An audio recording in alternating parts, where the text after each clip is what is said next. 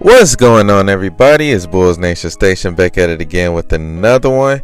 And the Chicago Bulls, they pretty much finalized their roster. I mean, they handled two spots that the Bulls needed to fill, for this upcoming season. And I'm going to go ahead and talk about that along with a few other things. But before I do, I want you guys to subscribe to my Twitter, as I'll be posting, the things that I upload on that page. Follow me at Bulls N Station, and also follow me on Instagram at Bulls Nation Station. But yeah, I'm gonna go ahead and talk about it. And the first thing I want to talk about is our boy, Ayo Dosunmu. He is back. He is back for 3 years, and this comes a day or two after the report of Ayo might not be back. Ayo might not be coming back to the Chicago Bulls. And then, I guess the management heard that, and they was like, well, let's go ahead and do this deal. The thing with Ayo Dosunmu, which makes this signing so interesting, is that it really wasn't a market out there. It was a couple teams that was reported interesting, but it was nobody that was going to sign him for a bigger contract. As Ayo as a player, he has a lot of promise, a lot of potential, but he definitely had a down sophomore season, a sophomore slump. And so can he bounce back from that? And it's tough and interesting to see, him get this contract back on the Bulls, because we have so many guards. This is not the same situation that Ayo had last season, where he pretty much was handed the point guard position. Now we got Javonte Carter, we got Kobe White, who's improved, Alex Caruso. We got these guards and these guys who are all guaranteed minutes, and it's up to Ayo to prove that he's a better player than he was a year before. And I feel like it's going to make for a great training camp, a great beginning of the season, because not only is Ayo going to be pushed, but he's going to push others. Ayo clearly was the best point guard in training camp last year, and a lot of people forget that.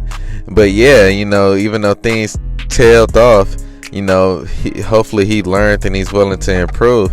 The contract he got is a 3-year, $7 million contract, and it's slightly above the qualifying offer that they gave him. A lot of people are really mad about that, but it honestly don't make a difference. I mean, he's just making a couple more million. That'll be the same amount that he would make if he was drafted in the first round. It's kind of like a rookie contract. So I'm not really too mad about the contract. It's a very tradable contract, a very affordable contract, team-friendly contract. And so shout out to Ayo Dosunmu, man. I know he's coming with the edge, and we're going to see what he does. So pretty much, outside of Torrey Craig and Javonte Carter, the gang is back. We re-signed Nikola Vucevic, we re-signed Kobe White, we re-signed Ayo. But the Bulls have also added a two-way player, and this is a guy that I'm not really too fond, well, not too fond, but don't know too much of, and I'm willing to learn more about it, but I still wanted to speak on it. And this guy's name is Onuralp Bitim. Now, I'm pretty sure I said the name wrong. Hopefully throughout the season I'll learn how to say it better. It's kind of funny because when I first read it, it looked like it said on your lap. Yeah. So I'm all the way off. But yeah, I did a little research on this guy. He's a guard and a forward that's from Turkey. He's actually a pretty good player over there. He showed a lot of things. He shot a really great 3-point percentage. His effective field goal percentage was pretty good, and he made it to the second team all EuroLeague. And so he's a pretty good player. A lot of highlights that I see and that what people say about him, they say a lot of good things. They say that he's a pretty intense player. He shows a lot of energy. They say that he's very athletic, very creative. He's very versatile, so he could play both the guard and the forward spots, and that's cool to see. That's what we need. And he shoots well from behind the arc, and he could shoot off the catch and off the dribble. So that's a talent right there. That's NBA talent. You see a lot of 3-point shooters. They shoot, the steady shot, the standstill shot, the setup shot. And there's a lot that only shoots off the dribble. So having a guy that could do both is very interesting to see. They say he's a very good playmaker and has solid ball handling. And so he can see, the floor very well. So he has a pretty nice IQ. And that's cool to see. A lot of those players that come from overseas, that's how they learn how to play, that team ball kind of way, high IQ.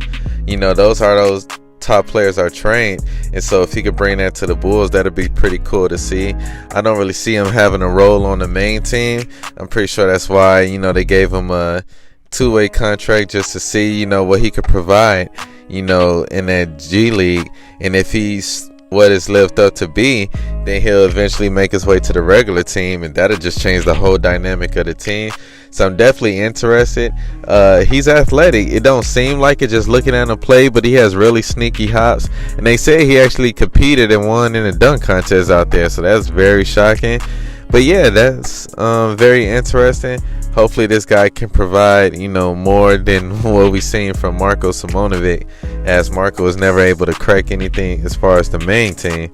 And so shout out to Onuralp, and I'm looking forward to seeing him in training camp and in the preseason, because he's definitely going to get some minutes.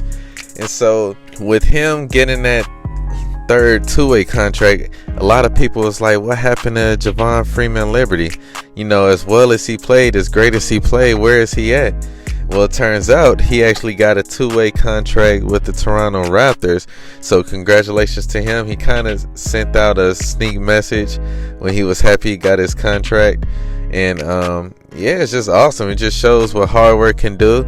We're going to miss him being in the Bulls system, in the Bulls, G League team. And then we all thought he was going to make the regular team. But the fact that he gets to thrive in another system and get, a fair and good opportunity, that's always great to see.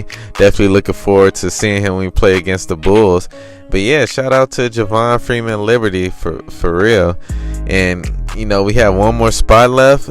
If you count Ayo, we're not sure what they're gonna do with Carlik Jones yet, but I'm pretty sure Christian Wood is out the question.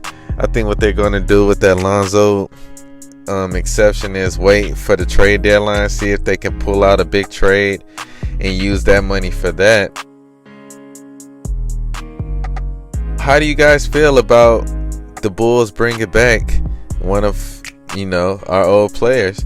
It's like we're continuing this continuity thing. We have a couple players that still hasn't been signed on the Bulls that was on the team last year, and that's Javonte Green and Derrick Jones Jr. Who do you think will have a better chance of making a team or returning? Or do you think, neither will return? But me personally, I want to give a case for both. As far as Derrick Jones Jr., he played the perfect role because he didn't start off getting minutes, but he always came in and ran that small ball five. And he ran that so well. You think about that game when the Bulls played the 76ers and he had that block on James Harden. That was him running a small ball five, and he played that role so well. And the Bulls, I feel like another need we need is like another wing, big man type of player. And Derrick Jones Jr. played that great. I don't think Christian Wood would be coming to the Bulls, as he would command more money in a bigger role. But the thing with Derrick Jones Jr. is that he opted out of his contract, so I feel like he's looking for a bigger contract, a bigger role, which is good for him because he definitely deserves it. But yeah, if he ever does decide to come back, I would definitely be happy. The case for Javonte Green, I feel like he has a better chance of getting the team, friendly contract that wouldn't put them way into the luxury tax. And Javonte Green, he played a crucial role for the Bulls last season. A lot of people forget he won that power forward competition in the preseason during training camp. It just turns out that Patrick Williams ultimately got the starting spot anyway. But yeah, Javonte Green, he provided a lot of energy, a lot of defense. He was a great locker room guy. It wasn't until he got hurt to where he fell off. And can he get back to that type of play? Because, you guys seen when he got back during the season last season, he wasn't the same.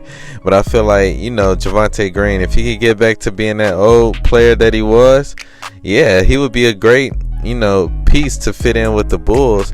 And so, who do you guys feel should take that last spot? Comment down below. And yeah, I'm going to holler at you guys later. And I'm out.